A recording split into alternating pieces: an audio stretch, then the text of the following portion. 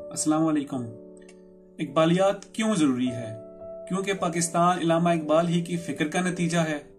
قوم کی ڈوبتی ہوئی نفس کو اس بات کی شدت سے ضرورت ہے کہ جس وعدے اور خیال سے یہ الگ ملک حاصل کیا گیا، اسی فکر و فلسفے کے خون کو قوم کی رگوں میں دوڑایا جائے۔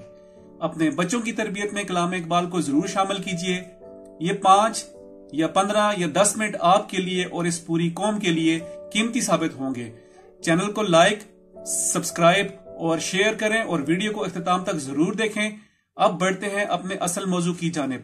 آج ہم جو ہیں بال جبریل کی غزل نمبر 11 کے ساتھ جو ہیں اپنے پروگرام کو شروع کرتے ہیں۔ تو غزل نمبر 11 کا پہلا شعر ہے کہ تجھے یاد کیا نہیں ہے میرے دل کا وہ زمانہ، تجھے یاد کیا نہیں ہے میرے دل کا وہ زمانہ، وہ ادب گہے محبت وہ نگاہ کا تازیانہ۔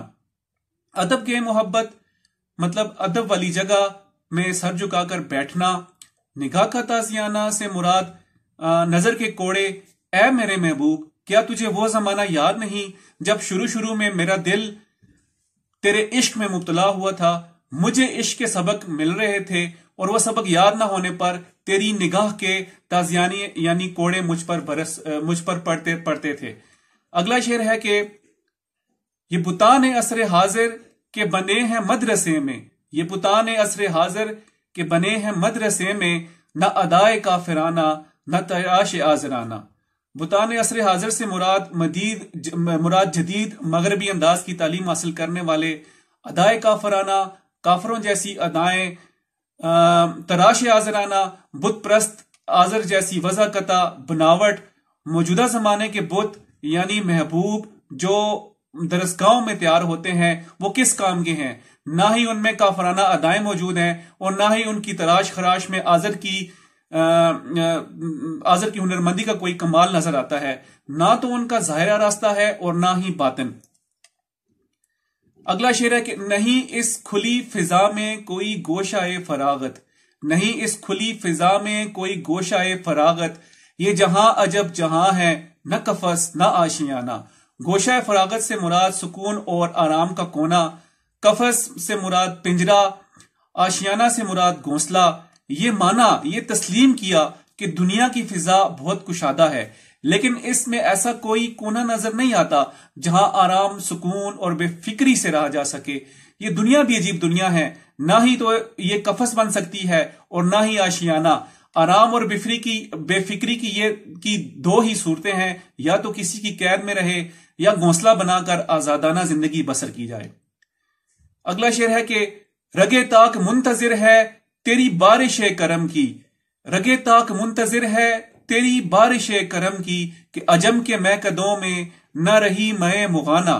رگے تاک سے مراد ہے انگور کی بیل کی شاخ، بارش کرم یعنی لطف و کرم کی بارش، عجم مراد غیر عرب یا ایران، میکدے یعنی شراب خانے، مغاں ماہ کی جمع، ایران قدیم کے ایک مذہب کو ماننے والے مجوسی یا آتش پرست۔ مے مغانہ یعنی پرانی اور پہلے والی شراب۔ اے ساقی، انگور کی بیل اس انتظار میں ہے کہ اس پر تیرے لطف و کرم کی بارش ہو، جس کی برکت سے اس میں تازگی آئے، اس میں ہریالی پیدا ہو، انگور لگیں اور ان سے خالص شراب تیار ہو۔ یہ اس لیے کہ عجم کے شراب خانوں میں پہلی شراب باقی نہ رہی اور نئی شراب کی ضرورت پیش آ گئی ہے۔ اگلا شعر ہے کہ میرے ہم سفیر اسے بھی عصر بہار سمجھے، انہیں کیا خبر کہ کیا ہے یہ نوائے عاشقانہ۔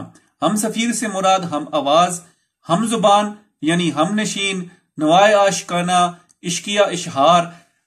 میں نے جب عشق کو محبت کے نغمے الاپے تو میرے ہم نواؤں نے سمجھ لیا کہ یہ سب بہار کی آمد ہے اور یہ اسی آمد کا کرشمہ ہے۔ اس لیے بہار آنے پر پرندے جوش و مستی سے بے تکلف گانے لگتے ہیں۔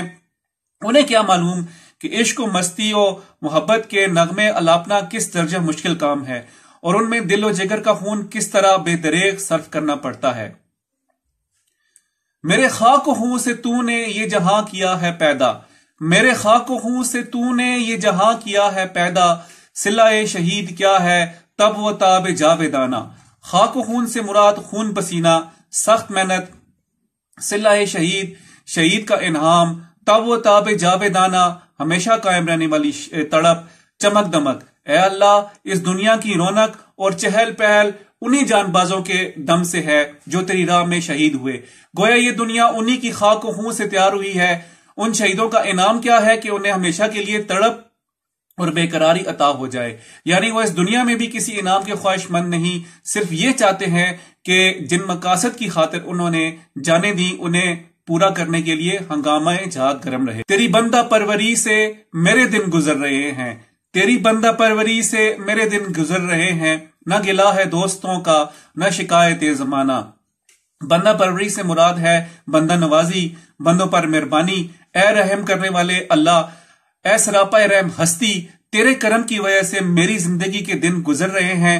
ना तो मुझे दोस्तों से किसी गिले की जरूरत है और ना ही जमाने की शिकायत मेरी जबान पर आई। तेरे लुत्फ करम ने मुझे हर तरफ से बेनियाज कर दिया। तो ये तो थी बाले जिब्रील के हिस्सा अव्वल की गजल नंबर 11। अगली गजल के साथ हम आपके खिदमत में जल्द हाजिर होंगे, इंतजार कीजिए।